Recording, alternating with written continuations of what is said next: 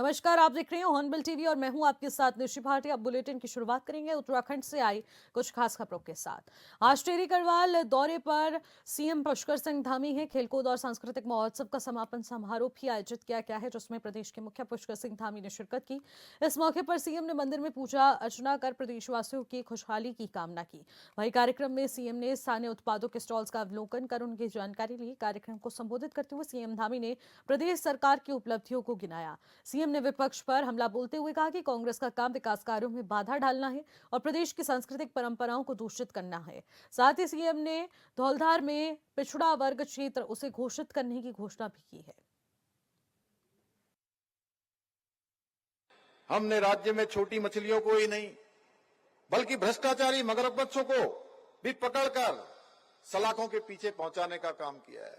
पहले एक धारणा बन गई थी कि भ्रष्टाचार करने पर छोटे छोटे कर्मचारियों पर कार्रवाई होती है, बड़ी मछलियां पकड़ में नहीं आती है या उन पर कोई हाथ नहीं डालता है। भाइयों बहनों, हमने इस धारणा को बदलने की शुरुआत कर दी है।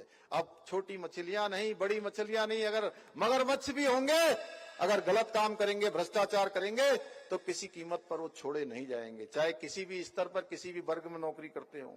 हमने जहां एक और आईएएस, आईएफएस, पीसीएस स्तर के अधिकारियों पर कड़ी कार्रवाई की है, वहीं पिछले 4 वर्षों में भ्रष्टाचार में लिप्त 200 से अधिक लोगों को जेल की सलाखों के पीछे पहुंचाने का काम किया है। भाइयों बहनों, हमारी सरकार द्वारा लिए गए इन ऐतिहासिक फैसलों के कारण आज कांग्रेस पार्टी और विपक्षी दलों में जबरदस्त बौखलाहट दिखाई दे रही है। इसलिए विपक्ष के लोग हमारे खिलाफ तरह तरह के षड्यंत्र कर रहे हैं और हमारी संस्कृति और परंपराओं को दूषित और बदनाम करने का काम कर रहे हैं। कभी उन्हें हम यूसीसी का कानून लागू करते हैं तो उससे परेशानी होती है, कभी हम धर्मांतरण रोधी कानून लागू करते हैं तो उससे परेशानी होती है, और हम दंगा रोकने का कानून लाते हैं तो विपक्ष के हमारे साथियों को दंगा रोधी कानून में भी खराबी नजर आती है। भाइयों बहनों, जब हम दंगे करने वालों की राजनीति को बंद करना चाहते हैं, हमने कहा कि जो भी दंगा करेगा प्रदेश के अंदर, उससे होने वाले नुकसान, जो संपत्ति का नुकसान होगा, उसकी एक एक पाई की भरपाई उसी दंगा करने वाले से हम सुनिश्चित करेंगे।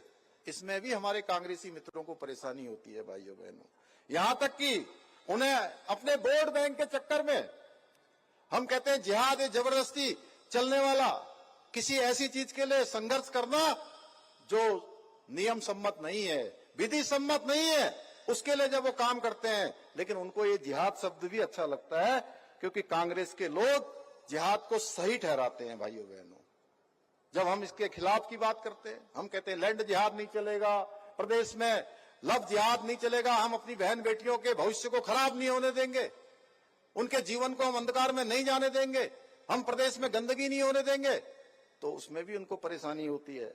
सनातन संस्कृति के बढ़ते सम्मान के कारण आज कांग्रेस के नेतृत्व में देश के सभी अर्बन नक्सल गैंग एकजुट हो गए हैं और हर मुद्दे पर विरोध करते हैं। एक इकोसिस्टम उन्होंने बना दिया है। भाइयों बहनों, चारों तरफ टूल किट सक्रिय कर दिए हैं और कोई भी काम हम करते हैं उसकी खिलाफत शुरू कर देते हैं, विकास के मार्ग को रोकने का काम करते हैं, अवरोध पैदा करने का काम करते हैं। इन्हें किसी से कोई मतलब नहीं है। उनका एजेंडा फिक्स है कि सनातन धर्म को बदनाम करना है, गाली करना है। इनके बड़े बड़े नेता करते हैं। सनातन धर्म क्या है? ये मच्छर है, मलेरिया है, ये वायरल फीवर है, ये डेंगू है, इस प्रकार की भाषा का इस्तेमाल करते हैं। कल ही मैंने एक वीडियो देखा जिसमें इस गैंग के एक सदस्य ब्राह्मणवाद और मनुवाद से आजादी आजादी के नारे लगा रही थी। भाइयों बहनों, शायद आप लोगों ने भी देखा होगा। यह इनकी इस प्रकार की विभाजनकारी मानसिकता है। इसलिए आप लोगों को बताना चाहता हूं कि विभाजनकारी ताकतें हमारी सरकार का विरोध नहीं कर रही हैं। इनका असली मकसद है सनातन धर्म को नुकसान पहुंचाना है।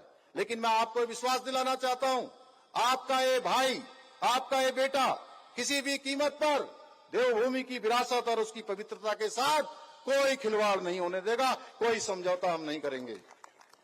भाइयों बहनों, कुछ लोगों ने, आपने देखा, हमारी बेटी, हमारी बहन अंकिता भंडारी के नाम पर भी ये राजनीति करने से नहीं चूके। ये अत्यंत दुर्भाग्यपूर्ण है। भाइयों बहनों, जिनकी जमीन गायब हो चुकी है, पैरों के नीचे जमीन नहीं है, लेकिन ऐसे भावनात्मक मुद्दों को आगे लाकर लोगों को बरगलाने का काम किया, लोगों को आपस में बांटने का काम किया। लेकिन मैं स्पष्ट कहना चाहता हूं, हमारी सरकार शुरू से अंकिता भंडारी के परिवार के साथ खड़ी थी, खड़ी है और खड़ी रहेगी। हमने तत्काल पहले दिन से जैसे ही हमको पता चला एसआईटी का हमने गठन किया, एसआईटी के एक महिला आईपीएस के लीडरशिप में एसआईटी बनाई और आज वो महिला अधिकारी हमारी आज भारत सरकार में सीबीआई में ही काम कर रही है, पी रेणुका देवी। और उन्होंने बड़ी रिपोर्ट लगभग 2-2.5 साल काम करने के बाद, सारे एक एक व्यक्ति से पूछताछ करने के बाद उन्होंने रिपोर्ट न्यायालय में लगाई गई और उस रिपोर्ट के आधार पर जो एसआईटी ने जांच करी, एसआईटी ने पूरी दस्तावेज जुटाए, उसके आधार पर तीनों आरोपियों को उम्र कैद की सजा सुनाई गई। भाइयों बहनों, अब उनके माता पिता मेरे पास आए। जब सब लोगों ने जन भावनाएं मैंने देखी, मैंने कहा लेकिन इसमें सबसे बड़ी प्राथमिकता हम किसी को देंगे तो उनके माता पिता को देंगे, क्योंकि जिन्होंने अपनी बेटी को खोया है। मैंने उनके माता पिता से बात की और बात करने के बाद माता पिता ने कहा कि हमको सीबीआई जांच चाहते हैं। हमने उनकी भावनाओं का सम्मान किया और सीबीआई करने की संस्तुति दे दी है। भाइयों बहनों, मैं और मेरी सरकार हमेशा अंकिता को न्याय दिलाने के लिए उनके साथ मजबूती से खड़ी थी और आगे भी खड़ी रहेगी। भाइयों बहनों, हमारी सरकार देवभूमि उत्तराखंड की संस्कृति, सम्मान और अस्मिता की रक्षा के लिए पूरी तरह से संकल्पित होकर कार्य कर रही है। मुझे पूरा विश्वास है आप सभी मेरे फौलदार क्षेत्र के परिवारजन हमारी सरकार को इसी प्रकार अपना आशीर्वाद देते रहेंगे, अपना समर्थन देते रहेंगे, सहयोग प्रदान करते रहेंगे और हम सभी मिलकर देवभूमि उत्तराखंड को देश का सर्वश्रेष्ठ राज्य बनाने के अपने विकल्प रहित संकल्प को अवश्य पूरा करेंगे। अभी यहाँ पर यहाँ के हमारे लोकप्रिय विधायक भाई प्रीतम सिंह जी ने ज्ञापन के बारे में कहा है और वो जब भी मुझे मिलते हैं, हालांकि बहुत ज्यादा समय नहीं लेते, लेकिन कम समय में ही वो अपने क्षेत्र की बातों को बहुत शालीनता पूर्वक रखते हैं और मेरा भी प्रयास रहता है कि मैं किसी भी कीमत पर अपने पूरे ये थौलदार क्षेत्र हो, धनौल्टी क्षेत्र हो, आसपास का क्षेत्र हो, जिस क्षेत्र की जो भी मांगे हैं उन क्षेत्रों को मैं पूरा करूं। थौलदार क्षेत्र हो, धनौल्टी क्षेत्र हो, आसपास का क्षेत्र हो, जिस क्षेत्र की जो भी मांगे हैं उन क्षेत्रों को मैं पूरा करूं। अभी भंडारी जी ने यहाँ ज्ञापन पढ़ा है, उसको हम लोग बिल्कुल उसका परीक्षण करवा लेंगे और हमारा प्रयास होगा वो सारी की सारी चीजें धरातल पर उतरे।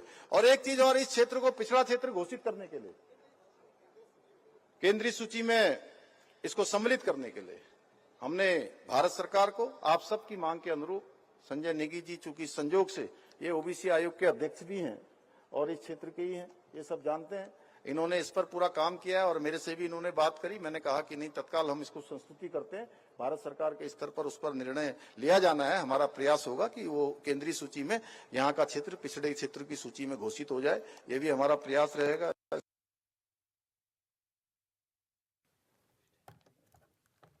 मुख्यमंत्री आवास सभागार में राजस्व विभाग की ओर से आयोजित कार्यक्रम में मुख्यमंत्री पुष्कर सिंह धामी ने प्रतिभाग किया। इस दौरान सीएम ने विभाग के कई वेब पोर्टल्स का शुभारंभ किया। बता दें कि ये पोर्टल लोगों को घर बैठे खतौनी की सत्यापित प्रतियां और विरासत के रिकॉर्ड और ऑनलाइन भूमि उपयोग की अनुमति प्रदान करने की मदद करेगा। इसके अलावा पोर्टल से संयुक्त भूमि खातों और राजस्व वसूली से संबंधित मुद्दों का समाधान भी होगा। सीएम धामी ने कहा कि पहल प्रशासनिक कार्यों में पारदर्शिता लाएगी और प्रधानमंत्री के 2047 तक विकसित भारत के विजन को साकार करने में भी बेहद मदद करेगी। कि इन्होंने शानदार काम किया है और इनके बन जाने से भूलेख पोर्टल के माध्यम से जहां अब आम जनमानस को अपने घर में ही खतौनी की सत्यापित जो प्रति है वो आसानी से मिल पाएगी। साथ ही जो विरासतन एवं स्वामित्व अभिलेख भी ऑनलाइन उनको मिल सकेंगे। भूलेख अंश वेब पोर्टल के द्वारा जो बहुत सारे हमारे यहाँ पर एक बड़ी चुनौती भी है कि गोल खाते होते हैं और गोल खातों में से ये पता नहीं लगता है कि उस गोल खाते में किसका अंश कितना है। उस पर भी अभी मुख्य सचिव जी ने और राजस्व परिषद के अध्यक्ष जी ने हमको मुझे बताया है कि वो अभी उस पर भी हमारा काम चल रहा है और इससे आगे चलकर विरासतन एवं स्वामित्व अभिलेख भी ऑनलाइन जो है प्राप्त हो सकेंगे। भूलेख अंश वेब पोर्टल के द्वारा संयुक्त खातेदारी का काम तो होगा ही, गोल खातों में दर्ज जो सहत खातेदार हैं उनका भी एक पृथक पृथक रूप से डाटाबेस तैयार हो जाने से तमाम प्रकार की जो आपस में भी खींचतान रहती है, विभागों को भी कई बार जो लाभार्थी योजनाएं होती हैं उसमें भी किसका अंश कितना है, किसको कितना मिलना चाहिए, बहुत सारी कठिनाइयां हैं, उन सभी का आगे चलकर समाधान हो पाएगा। भू अनुमति पोर्टल के माध्यम से प्रदेश में उद्योग एवं कृषि प्रयोजनों के लिए जो भूमि उपयोग होती है या उनकी भूमि कार्य की अनुमति, उसके लिए भी अब ऑनलाइन ये मिल सकेगी, तो इससे भी लोगों का जीवन भी आसान होगा। उनको अनावश्यक रूप से जो कई कार्यालयों के चक्कर लगाने पड़ते हैं, वह भी अलग अलग सीटों पर जाना पड़ता है, उससे उनको बहुत बचत होने वाली है।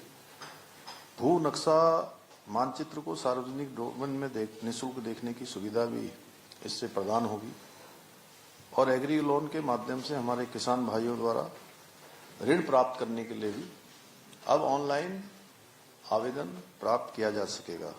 इसी प्रकार मार्च का महीना आता है, उससे पहले हम लोगों को बहुत सारे काम करने पड़ते हैं कि राजस्व वसूली के लिए राजस्व कम होता है, कभी एकदम से हम अभियान चलाते हैं, लेकिन डिजिटाइजेशन से ये इसी राजस्व वसूली की प्रक्रिया को भी किया जा रहा है और ई वसूली पोर्टल के माध्यम से जो बकायेदार हैं, जिन्होंने अपना बकाया पैसा नहीं दिया है राजस्व का, उनको भी ऑनलाइन भेजकर वसूली के कार्यों में तेजी लाई जा सकती है और जहां मैन पावर लगनी है वहां पर हमारा काम बहुत आसानी से अब ऑनलाइन माध्यम से हो सकेगा।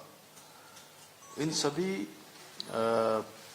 पोर्टल्स के आ जाने से, इन सभी भूलेखों के वेब पोर्टल्स के आज प्रचलन में आ जाने से निश्चित रूप से और एक प्रकार का नवाचार जो माननीय प्रधानमंत्री जी की परिकल्पना है कि 2047 तक विकसित भारत बनाना है और उस विकसित भारत को बनाने में हम सभी अपने अपने स्थान पर किसी न किसी रूप में योगदान दे रहे हैं और आज के ये वेब पोर्टल्स लॉन्च होने से ये बहुत विकसित भारत की परिकल्पना में, उत्तराखंड को आत्मनिर्भर बनाने में, उत्तराखंड के विकास में बहुत उन जो हमारा सपना है उसको साकार करेगा और जो निर्धारित लक्ष्य हैं उन निर्धारित लक्ष्यों को प्राप्त करने में भी एक मील का पत्थर साबित होगा। इस पहल से जहां एक तरह से जो हमारे प्रशासन के काम हैं उन कामों में बहुत ट्रांसपेरेंसी आएगी। आप सभी जानते हैं कि लोगों को ये जो तमाम प्रकार की सुविधाएं जो आज इन वेब पोर्टल्स के माध्यम से उनको घर बैठे ही मिल रही हैं, इसके लिए उनको अनेक दफ्तरों में जाना पड़ता है। एक बड़ी प्रक्रिया होती है, चाहे वो छोटा तहसील का कार्यालय हो या उप जिलाधिकारी का कार्यालय हो या उसके बाद अन्य जो कानून को लेखपाल से लेकर पटवारी से लेकर तमाम प्रक्रियाएं होती हैं। मुझे लगता है कि ये बहुत इन वेब पोर्टलों के माध्यम से बहुत आसानी लोगों के जीवन में होने वाली है। देहरादून में मुख्यमंत्री पुष्कर सिंह धामी ने कहा कि उत्तराखंड केवल भौगोलिक प्रदेश नहीं बल्कि ऋषियों और तपस्वियों की पावन भूमि है, जिसे किसी भी कीमत पर सांस्कृतिक और डेमोग्राफिक दृष्टि से बिगाड़ा नहीं जाएगा। मुख्यमंत्री ने बताया कि अवैध अतिक्रमण के खिलाफ अब तक 10,000 एकड़ से ज्यादा भूमि चिन्हित कर लगभग 600 अवैध ढांचे हटाए जा चुके हैं। परिवार रजिस्टर का गहन सत्यापन का राशन कार्ड, बिजली कनेक्शन, वोटर कार्ड और आधार जैसे सभी दस्तावेजों की जांच की जा रही है। दोषी पाए जाने वालों के खिलाफ सख्त एक्शन भी हो रहा है।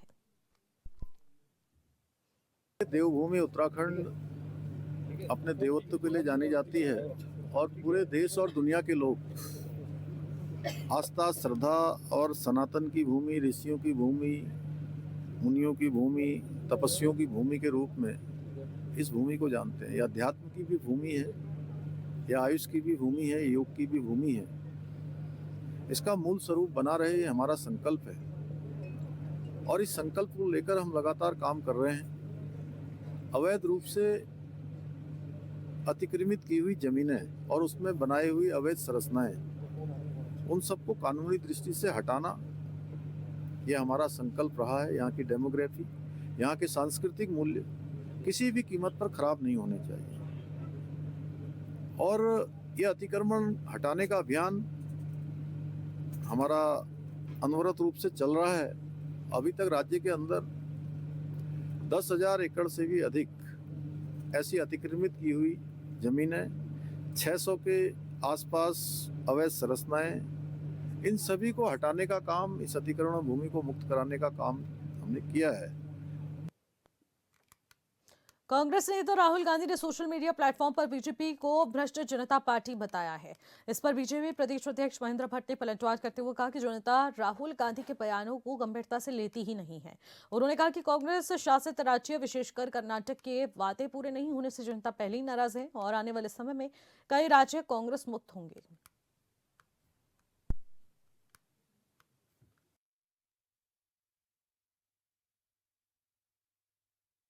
देखिए, राहुल गांधी से मुंह से जो शब्द निकलते हैं उन शब्दों को जनता पहचानती है।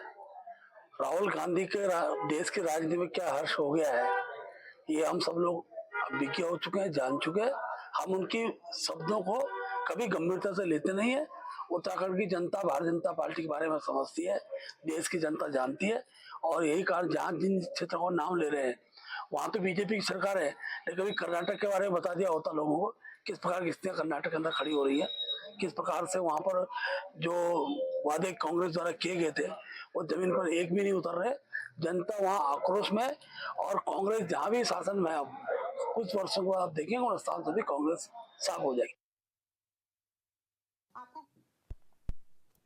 देहरादून के बीजेपी मुख्यालय में आयोजित प्रेस स्तरीय कार्यशाला में बीबीजी रामजी जनगणना अभियान की शुरुआत हो गई है। कार्यशाला में प्रदेश अध्यक्ष महेंद्र भट्ट और महामंत्री संगठन अजय कुमार ने कार्यकर्ताओं को मार्गदर्शन दिया। अभियान के लिए समन्वय टोलियों के गठन पर भी चर्चा की गई।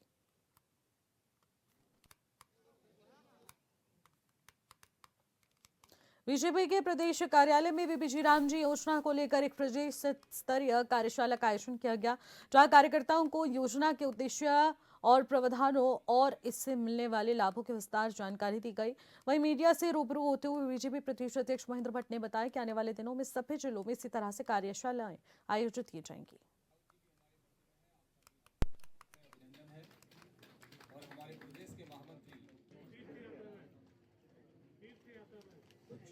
भारतीय जनता पार्टी की कार्यशाला बीबीजी रामजी को विषय को लेकर है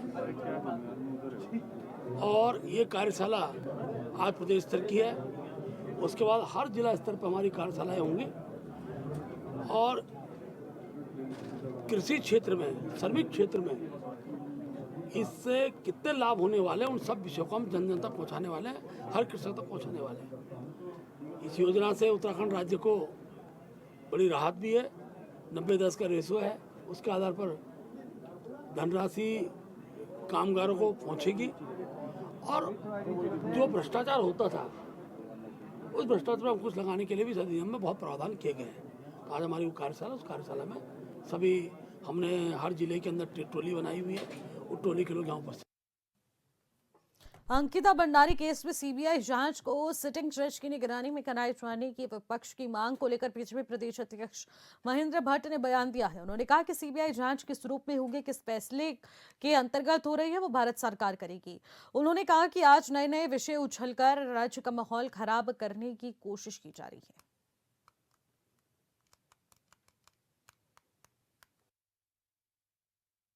किस रूप में होगी इसकी संस्तुति भारत सरकार से आने वाली है। मुझे आश्चर्य इस बात का होता है कि कल तक जब सीबीआई जांच के लिए कल तक जब इन विषयों की चर्चा की और सीबीआई जांच कराने तक सीमित थी, आज नए विषय उछाल कर और केवल माहौल को खराब करने का प्रयास किया जा रहा है। और मैं पूरे उत्तराखंड की जनता से अपील भी करना चाहूंगा कि दिग्भ्रमित करने वालों से बचना पड़ेगा। ऐसी शक्तियां हैं, मैंने आरोप भी लगाया है, कुछ शक्तियों के दबाव में कुछ शक्तियां जो राज्य के माहौल को दूषित करना चाहते हैं, राज्य के माहौल को खराब करना चाहते हैं, ऐसी शक्तियां ही इस प्रकार के माहौल को बना रही हैं। और जब मुद्दे हट जाते हैं, हाथ से निकल जाते हैं, तब राजनीतिक दलों पे अगर कुछ बचता नहीं है तो फिर दिग्भ्रमित करने का प्रयास करेंगे। लेकिन अब उत्तराखंड की जनता दिग्भ्रमित होने वाली। अंकिता भंडारी केस में सीबीआई जांच को लेकर कांग्रेस ने सरकार का अब दबाव तेज करते हुए गंभीर आरोप लगाए हैं। कांग्रेस के प्रदेश अध्यक्ष गणेश गोदियाल ने कहा कि विपक्ष का दायित्व है कि वो जनता के हित में सरकार पर दबाव बनाए रखे और अगर जांच आगे बढ़ रही है तो ये कांग्रेस के लगातार दबाव का ही परिणाम है। उन्होंने आरोप लगाया कि अब तक एसआईटी जांच में अपराधियों को संरक्षण मिल रहा था, सरकार के इशारों पर दोषियों को बचाने का प्रयास किया जा रहा था। अपना काम करता है और विपक्ष का काम है कि दबाव बनाए, जनता के हित में काम करे। आज अगर ये जांचें सरकार को माननी पड़ रही हैं तो ये विपक्ष का दबाव है, हमारा कर्तव्य है। हमें खुशी है कि हम अपने कर्तव्य को बखूबी निभा रहे हैं। तो सीबीआई पे इतना भरोसा क्यों? क्या लगता है कि एसआईटी नहीं कर पाएगी? वही एसआईटी ने फेवर किया, अपराधियों को फेवर किया, निश्चित रूप में स्पष्ट है, सरकार को फेवर किया, इसमें स्पष्ट है। और मैंने तो यहाँ तक कहा है कि समय आने पर एसआईटी के उन अधिकारियों पर भी कार्रवाई होगी जिन्होंने सरकार के इशारे पर दोषियों को बचाने का काम किया। जो जांचें आवश्यक होंगी वो निश्चित होंगी, जिनके लिए आवश्यकता होगी कि सीबीआई जांच हो वो आवश्यक है, करेंगे। उसमें क्या है, सीबीआई भी तो इसी के लिए बनी है, खाली विपक्ष के नेताओं को नुकसान करने के लिए बनी है कि सीबीआई। भाई बीजेपी के प्रदेश अध्यक्ष का तो नहीं पूछो, ठीक है, पता नहीं क्या क्या बोलते हैं। मतलब मुझे तो ऐसा लगता है कि उनकी बातों पर जवाब देना भी अपने आप को बहुत। फिलहाल इन खबरों में इतना ही। आप देखते रहिएगा हॉर्नबिल टीवी। नमस्कार।